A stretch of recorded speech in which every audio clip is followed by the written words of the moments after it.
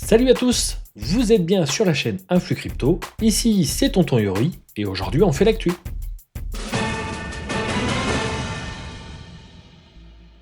Allez, avant de commencer, n'oublie pas de massacrer le pouce bleu, de t'abonner à la chaîne, et d'activer la cloche pour ne rater aucune vidéo. Allez, c'est parti! Allez, on va commencer avec Kadena, une blockchain lancée en 2016 par d'anciens de JP Morgan, qui se voulait une version alternative et plus rapide que Ethereum. Le projet se distinguait par sa preuve de travail optimisée et un langage de smart contract maison, appelé Pact, censé séduire les entreprises. Donc en gros, sur le papier, Kadena promettait de combiner la sécurité du mining avec la rapidité des blockchains modernes. Mais bon, le 21 octobre au soir, tout s'est arrêté net. L'équipe de Kadena a annoncé la fin de toutes les opérations et de la maintenance du réseau. Laisse-moi deviner, le token s'est effondré?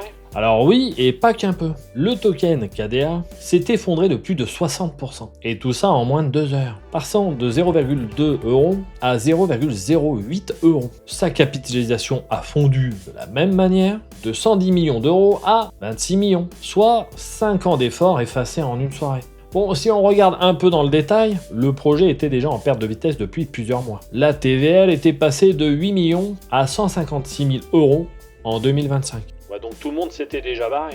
Ouais, il devait rester que les holders à mon avis. Clairement, le marché baissier actuel n'a pas dû aider à cela. Parce que malgré un bitcoin à plus de 102 000 €, les altcoins de ce type manquent clairement d'un intérêt général. Et sans rentrer ni nouveaux investisseurs, ni équipe motivée, le projet a fini par rendre les armes. Bon, techniquement, le projet Kadena continue d'exister grâce aux mineurs indépendants. Et à mon avis, ils vont rester jusqu'à la mort du projet. Parce que sans maintenance et ni mise à jour, l'avenir va être très incertain. Donc en France, cette faillite touche directement les investisseurs, car Kadena était listé sur Binance France. Donc cette histoire est un rappel brutal que dans la crypto, la décentralisation n'est pas toujours synonyme de pérennité. Et elle souligne encore aujourd'hui la fragilité de nombreux projets encore dépendants de leur équipe fondatrice.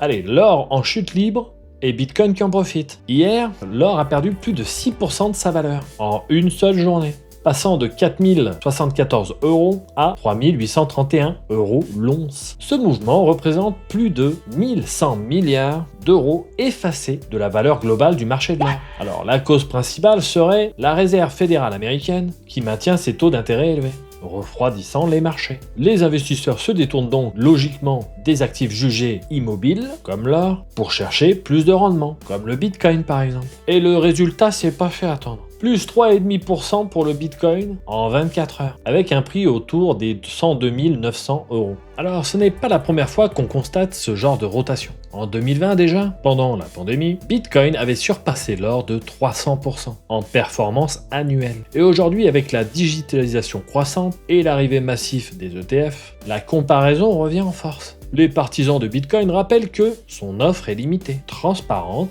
et portable, contrairement à l'or physique. Je sens que tu vas en énerver un ou deux là. C'est juste factuel, hein. L'un n'est pas forcément meilleur que l'autre. Parce que de l'autre côté, les détenteurs de l'or rappellent que le métal reste tangible, historique et indépendant de la technologie. En France, on observe d'ailleurs un grand mouvement d'intérêt. Les volumes, dont Binance France par exemple, ont augmenté de 25% depuis le début du mois. Mais bon, la fiscalité reste quand même lourde. 30% de taxes forfaitaires sur les gains. Ce qui pousse beaucoup d'investisseurs à garder à long terme. En résumé, l'or recule, le Bitcoin avance, et cette fois la tendance semble durable. On pourrait bien être en train d'assister à un basculement symbolique entre l'ancien et le nouveau monde.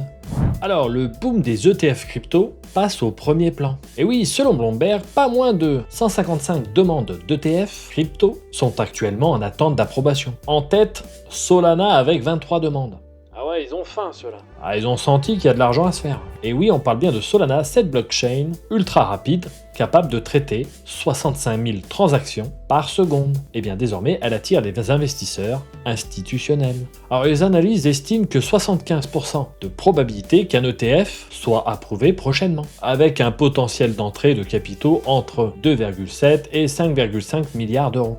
On n'a pas tous les mêmes problèmes. Ah ouais, là c'est les problèmes de riches là. Mais ce serait un tournant majeur pour le projet, qui est déjà quand même très populaire en France, avec une hausse de 20% de ses utilisateurs depuis le début de la loi MiCA. Et juste derrière, on retrouve XRP avec 20 demandes d'ETF. Ah bah c'est logique depuis la victoire de Ripple face à la SEC. À mon avis, c'est clairement grâce à ça. La confiance des institutions sont revenues. Et les analystes, eux, ils estiment à 87% de chances d'approbation. Autant dire que c'est plié. Ces ETF pourraient relancer le rôle de XRP dans les paiements internationaux, avec un volume potentiel de plus de 36 milliards d'euros dès 2025.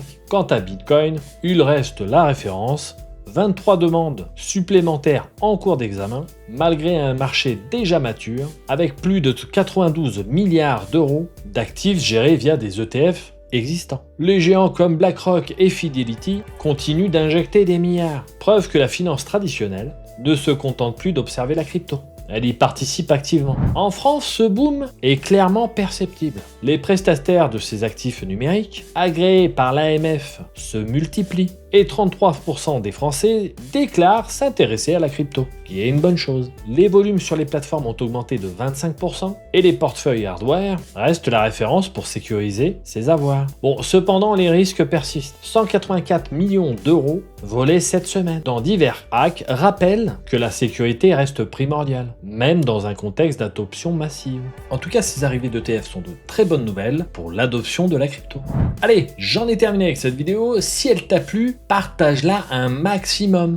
Et moi, je te dis à très bientôt pour une prochaine vidéo. Salut!